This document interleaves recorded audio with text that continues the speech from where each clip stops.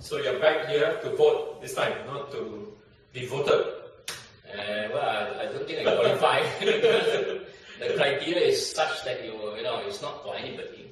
It's for a selected group of people who must be either ex-minister or somebody who's in the CEO level, handling a company with more than a capital, a huge bunch of money, over $100 million paid-up capital. So it's not just for anybody. So it's for. That's where it is wrong in the first place. Yeah, I think whether it's right or wrong, but I think again you are equating this to people who are in the higher, the elite kind of. They level. Are selecting from the tip of the ivory tower. Yeah. So and it doesn't represent the people in the foundation. The people in the lower portion of. I don't know, but in other countries, whether presidents or leaders of state come from such elite class, or they are from the common. I think many countries, some of them are just from the very humble backgrounds, and they have. I think one in Brazil and a few, Iran and all. They are just from the working class. You have to see from a few perspectives why it is wrong. Firstly, it's speaking from the tip of the ivory tower, and then not for a position that is having a lot of decision making, policy making, or active critical role for the country. It's just a ceremonial role. Okay. And then you pick from the tip of the ivory to perform a ceremonial role. What is the meaning? Okay. What is the significance? What is the logic? Okay. Now this leads me to think of an analogy. Okay, I'm just thinking that it's perhaps like a scenario of a farmer. Imagine this case of a farmer in this big farm, and then a lot of people, farmers are in this village, and the village say, hey, every harvest, the crops, during the harvest crops, will be kept in the warehouse, okay? And then farmers say, what if people come to make abuse of or to cheat, or to rob the crops? Then the village say, no, in this case, we will have somebody to oversee the scrutinize, okay, under the scrutiny of another higher body. You know what is this? They decided, the village suggests scarecrow, 稻草人. And they said, okay, what should we do with this scarecrow? Okay, scarecrow should have the eyes bigger. Some will say maybe you should carry a knife or something so that, the birds of prey coming for the crops will be chased away, and the robbers will be frightened, so that from other places they want to come to rob the farmland, they'll be discouraged. So when you take a president, presuming that you think you will put somebody, an institution or a person, and a person office, in that office to so-called monitor or as an ombudsman to oversee the cabinet, as in this case. Then, as in the farmland, are you going to put a scarecrow? And is it befitting? A scarecrow can do so much. There's no point in saying scarecrow carry this. Now you are getting a scarecrow and specify that the scarecrow have to be compliant to the birds. You are getting a president to guard against the cabinet abusing our national reserve. No, are you sure they are the birds or the prey? Prey on the crop. Because you see, they are talking about a president to sit there as a second key that hold the consent power, whether when the cabinet needs to utilize the reserve, they have to have this president approve it. But in actually, I think you have to look for somebody that the Prime Minister like and the Prime Minister find that comfortable with. Oh, yeah. That means you're telling me you use a scarecrow that makes the birds feel comfortable to come and plunder your paddy. What is the meaning? What is the joke? No, even in minus a scarecrow, like a real context that we have a few presidents before. It's not that we haven't got one. We have a few past presidents. I think that the last one more memorable was on Teck Jong. Now, if you think that Ong Ting Cheng obviously didn't hold the key, if he had, he would have not asked the question, how much do we have? Can we open up and bring out some to help the people in No, need? he didn't say until that. He just said that. How much do we have? Yeah, he had no idea where is the sum of money, and then they told him he need a 52 many years to find give him a salary. salary. Yes.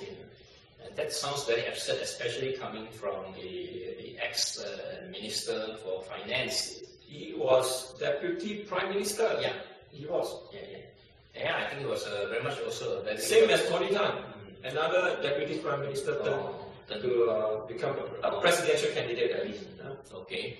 So I don't know this particular, how do you see this presidential election? Now that they're trying to promise that it's going to be very different, I think the past few, it's more like nominated and then one and then no. The very different is now they have 4 contestants instead of the person, the candidate preferred by family religion walk over on nomination day. It doesn't walk over today. This is very shocking then, because I was in China just 2 weeks ago, and then I read the internet very often, the Market Review, read online Citizen, read Sandy Boy and all that, and then I come to form the impression that this is very unusual case, that you have 3 from the ex-PAP, the ex-PAP, now that they have to resign their roles, and their commitment, and they were all from the party, the incumbent PAP party. Especially Tony Tan it's just only a week ago maybe, was still holding the SPH chairmanship, right? Now I don't know how, except for one, Tan Ji Se, who's from the opposition in the last election.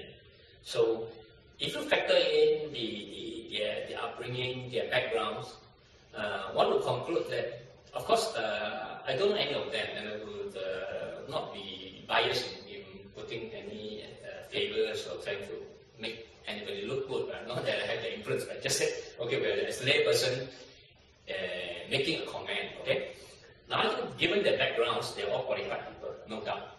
Very qualified, because they all have in high positions, they have managed companies that have an asset over 100 million paid-up capital and all. I deny that standard by which they qualify or disqualify. I mean, whether one is qualified, we all go by academic and proven career track record.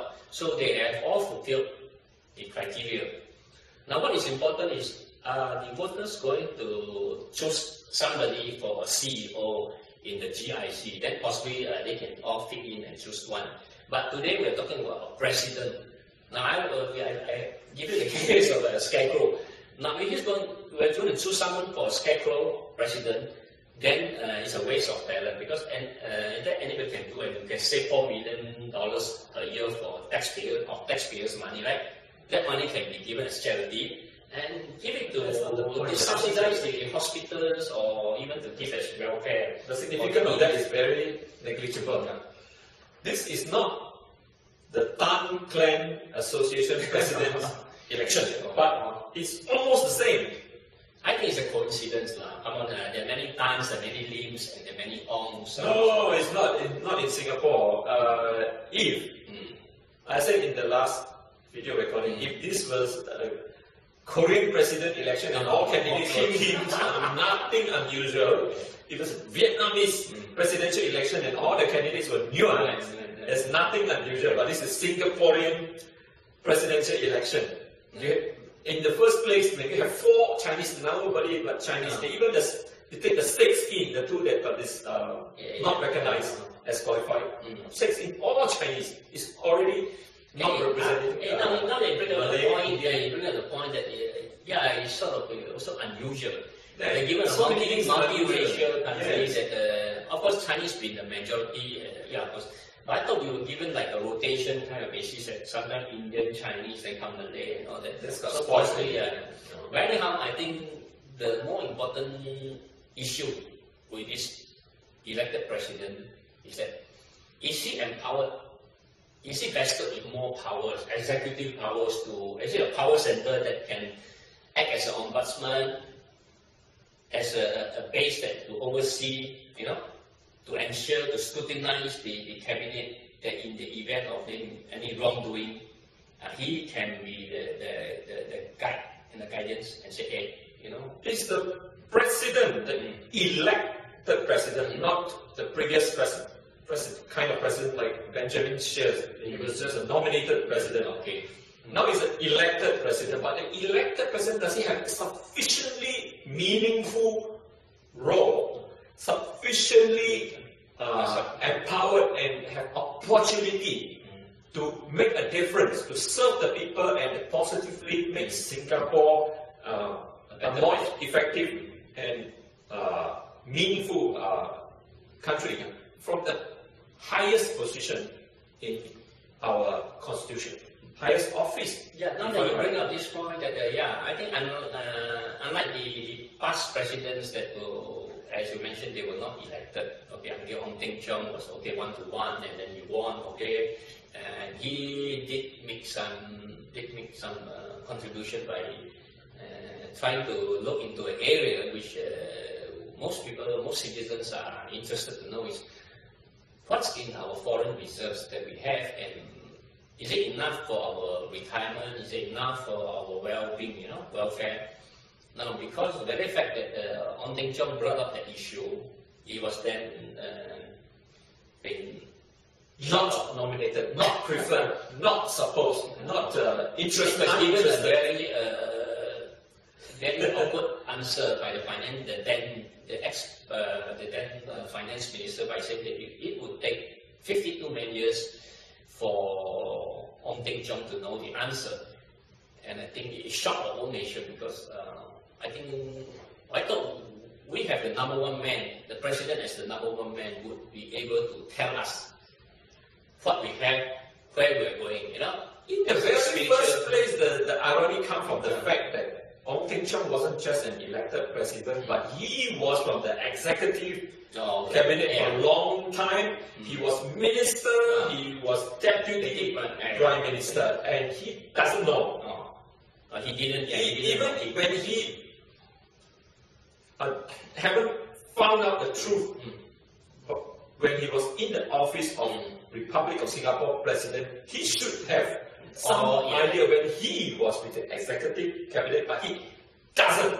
He has no chance to know. So deputy prime minister doesn't know. When he went to the office of presidency, so he cannot get even the answer also. Would that also mean that, now if you see it that way, then given the fact that Dr. Tony Tan was also had always been with the PAP for the last few decades, in different portfolios, different ministries, with high-power ministries, unlike Tan Cheng Bock, unlike Dr. Tan Cheng Bock, who was only an MP. So we are talking about Dr. Tony Tan, whose last position was the chairman of the Singapore Press Holdings, which is the only media giant that is the propaganda machinery. So now, would he face the same problem? If he were to be elected, would he then get the same answer and say, hey, we don't know, it take another 50 years, man years to find an answer. So the same answer will go for the next president, and he already agreed with family regime not to ask kind of questions like this. Now, I think this is why he got nominated. Now, in the bad times like this, I think all over the world, in the United States, transparency is a key word, without which the whole world will be in a real mess. If the US refuse to declare they are in the deficit, that they are in huge debts, and then everybody pretending that there's nothing happening, what would happen to the whole world? And, recently, the Chinese Supreme Court just ruled that the people can sue the communist government if they refuse to review. Oh yeah, I read that in the China. Yes. In fact, in China, that I have been staying for the last few years, not by choice, but because I'm deprived of a lifeline in Singapore, being in the opposition, I was never given a chance to do anything for the last 2 decades. In China, I realized that things have changed rapidly, not only the fast-moving economy, more importantly is the citizenry have taken a very active part. Now, every person I meet in China, they are very vocal. They criticize the system, they make suggestions. Some will grow, some will say, oh, they'll try to explain why. But more importantly is the media. I know the Chinese media, for journalists, reporters, they openly discuss problems. Okay? They review. Now, of course, I wouldn't say that it is openness that to the point that you go directly in conflict with the establishment. But the media, in many cases, they did. They did investigative journalism. Investigative journalism is fantastic. You have people invented town councils, even in Beijing or anywhere, even the sensitive Beijing, even the small little place, and then people complaining, oh, the building here, the developer did this, the road was blocked, and blah blah blah, and all the problems, flooding and all that. Now you bring this up, there's never anything done. Okay, the person in charge in the township would then have to answer to the press. The Chinese reporter risked their life, and some of them died. Many injured in discovering truth and reporting the truth for the people. But this is very unlike Singapore. Singapore, I don't know, maybe in China, I know very commonly that reporters have been injured, abducted, beaten up. If you go in some parts in provinces in Chinese, I read some of the magazines and newspapers, some reporters risk their life because why? If they confront some of this mafia-like type of village, where they run quarries, they run syndicates, they in collusion with these officers, and even only this year alone, I think some 80,000 government officials were charged for corruption, and some even sentenced to death. One was Hangzhou and which one? Recently, yes. And some for, I think the one was Guizhou. There were many such incidents of punishment, very severe punishment in the past, and huge numbers. And also on the other hand, we're talking about protests. Now you can read in Singapore, you can read about outside China, but in China, I think there may be over 10,000 protests a year. And it's not about 5 people, it's not about SDP kind of small, you have quite violent group. I think only, was it last 2 weeks, was in Guizhou, they even burned the police cars. Not that we are trying to say this is the thing that we're looking forward to, but I think it's because the sentiment on the ground, the resentment, if things go wrong, the citizens take an active part, a role in giving the feedback. Willing to pay the price to see a correction and change. So, but here, okay, so with the blessings that we think we have a better system. Now, but I don't know whether in actual fact, an island of 5 million people in China is a very, very minute group of 5 million. Now, negligible. Okay, so on the island of 5 million, I'm very shocked that each time I read the media, the internet about Singapore news, almost like daily on the. I come to know that there was a particular month where there's some decomposed body, in just 1 2 weeks, 7 or 9 bodies. 9 already. Yeah. The latest was. You're talking about murder, you're talking about decomposed, some found in the forest or what? Forest area. Yeah. And this is very frightening because we have been brought up to believe that Singapore is a very safe. Not anymore. The police security admitting that they post out a lot of signs to warn people they're aware of crimes, warning of their own safety. In fact, you look at it, that a decomposed body is found next to the fence at the back gate of Istana, the highest security area of the president's office, the prime minister's office. Then it tells something as bad as Mas Salamat escaped from ISD. Because when a person, when he gets either a heart attack, a stroke, or something, murder, he tries to suicide, at the vicinity of the fence of the highest security office. Cameras, nobody knows. Nobody knows for such a long time until the body decomposes and becomes a stain. Then they start to look and found a body. There you go.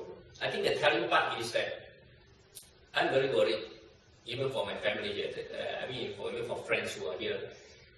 Are we then living in a false belief, the myth that this administration, we pick the best people, the highest pay to our administrators, our politicians, therefore we're getting first class, first world treatment. That's only the past. This is a falsehood of perfection. It's a perversion of falsehood. So are we going to let this go on? Now with the influx of the foreigners coming in at an alarming rate over the last 10 or so years, now are we able to contain this so-called problem that is almost out of control? Now we're looking at, have the police classified all these missing people, dead bodies, and come to a conclusion as to how they died, how they were killed? There must be answers. There cannot be all a misadventure. There cannot be so many misadventures or unnatural deaths. But how? Why? Right? We want to know. Because our families are here, based here. I think every Singaporean here is for the long term. I don't know about the PAP. I think for the citizens who have no choice, the 80% who live in HDB flats cannot say, okay, cash out and migrate. It's only for the higher end. The people who were earning 2 million a year to 4 million a year who say, hey, call it a day, and then migrate. You're talking about those who qualify to be presidential candidates. Oh, no, maybe even though ministers above, ministers are earning 2 million, you need to earn 4 million. With 2 million a year, you earn 5 years, you got 10 million, you can cash out if you want to, You can easily, the whole world is your paradise. You can just choose which paradise you intend to go to. You send the children, you want to go Australia, Canada, or the better places, or what? You choose. Now I'm talking about in the context of Singapore. How are we evolving? You say you want to make change. The PM in his latest National Day rally mentioned a few so-called good plans to resolve the things that people are Certainly rubbish. Now you're talking about some subsidies. I think we have heard about these subsidies long ago. It's just a departmental store said, okay, slash 20% discount, 50% discount, mark up the price, slash, and then Christmas. Totally insignificant in the overall picture. Yeah. In big numbers, it sounds like, wow, subsidy, heavy subsidy. In essence, if you go to see a clinic, they say $100, okay, subsidize $50. I don't know how that's going to change your life. I really don't think that can actually be a help. And I'm talking about bringing back jobs to Singapore. Yeah, we're talking about bringing, keeping places for Singaporeans, right? For universities places.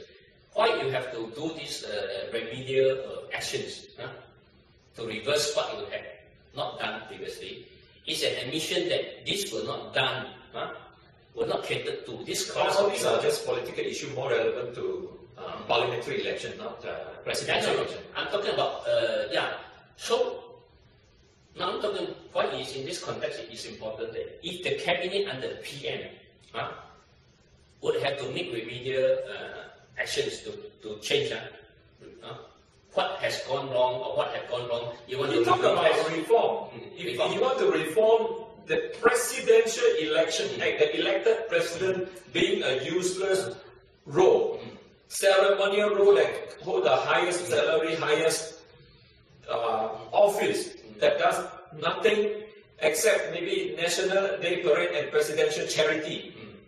Totally meaningless. This is something that you need to reform. I told the people in my previous recording that if you think the elected president system is wrong, unacceptable, and they still insist that they must do like this, they are not reforming, then take this chance of vote as a referendum. Vote against the intended candidate by family regime. Tony Tan. Vote against Tony Tan if you disagree with this particular system of elected president. That the president